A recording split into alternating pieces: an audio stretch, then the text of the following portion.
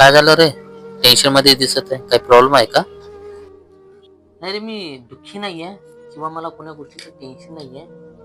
पण मी या गोष्टीचा विचार करतोय, की जेव्हा आपण लहान होतो, तेव्हा आपण आपल्या भावांसोबत किती मस्त राहायचो. एकदम हॅपी हॅपी एकमेकांसोबत राहणं, एकमेकांसोबत खेळणं, एकमेकांचा विश्वास, प्रेम. किती किती मस्त दिवस होते यार. पण आता तेच भावंड मोठी झाली. आपल्या घरात, आपल्या संसारात, आपल्या मुलात, जबाबदाऱ्यामध्ये फार गुंतून गेली. एक भाऊ या कोपऱ्यात, एक भाऊ त्या कोपऱ्यात. आपल्याकडे मोबाईल आहे, तो खूप महागडे मोबाईल आहे. पण त्या मोबाईल मध्ये आपल्या भावाचा फोन कधीतरीच येतो.